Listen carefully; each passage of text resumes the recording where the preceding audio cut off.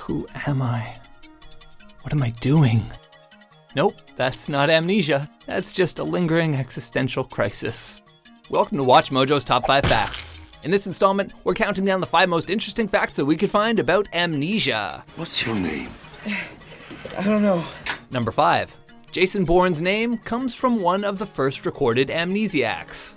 Perhaps the most iconic of movie amnesiacs, Jason Bourne actually finds his origins in a humble Rhode Island preacher. My name is Jason Bourne. Ansel Bourne took off one night with all his life savings in his pocket and ended up in a quiet Pennsylvania town. Once there, this amnesiac adopted the name Albert J. Brown and opened up a small convenience store. One day, Bourne's memories suddenly came flooding back, and all recollection of Mr. Brown was gone. I don't remember what happened in Marseille. Bullshit! This phenomenon is known as dissociative fugue, or fugue state, wherein the amnesiac forgets their identity and often replaces it with a new persona. Typically, the sufferer will suddenly forget their fugue state persona and regain their original memories and identity after a few hours or days. Jason Bourne is dead. You hear me? He drowned 2 weeks ago. In Ansel's case, it took him 2 months. So while he didn't wake up with an array of incredible combat skills, the whole experience was certainly a kick in the teeth. Hey, action, hoch. Number 4. Sex can literally blow your mind.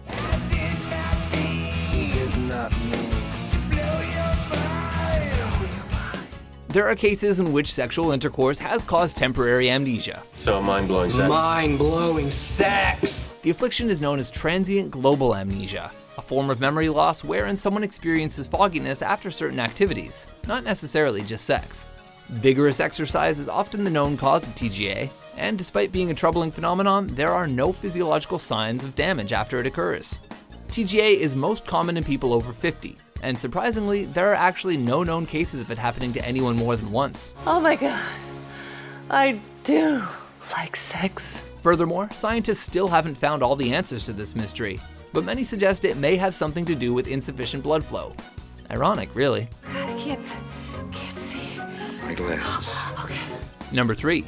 Not everything is lost with amnesia. But every time I see him, I catch this look. This slight look of recognition.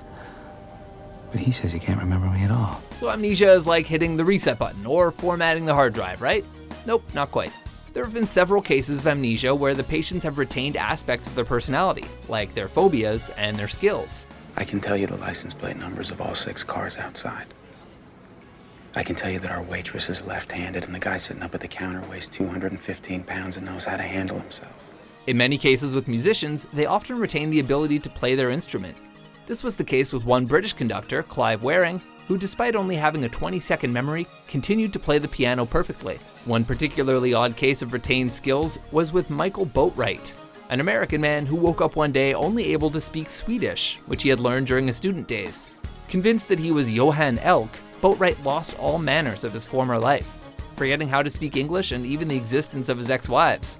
If only we could all do that, right fellas? Ugh, what am I doing? Number 2, we are hardwired to forget our infant years. Ever wonder why you can't just remember your younger days? Well, it's actually because of something we undergo called infantile amnesia. In the past, it was commonly believed that during early childhood, we simply don't have the communication skills to verbalize early memories. However, that theory may not be true, as researchers have now suggested that although we make memories during this tender period, we are hardwired to forget them. This is perhaps because our developing brains are constantly overwriting early memories while making way for new skills and competencies. I'm personally fine with not remembering my birth, or all the subsequent diaper changes. Thanks, amnesia. Number 1.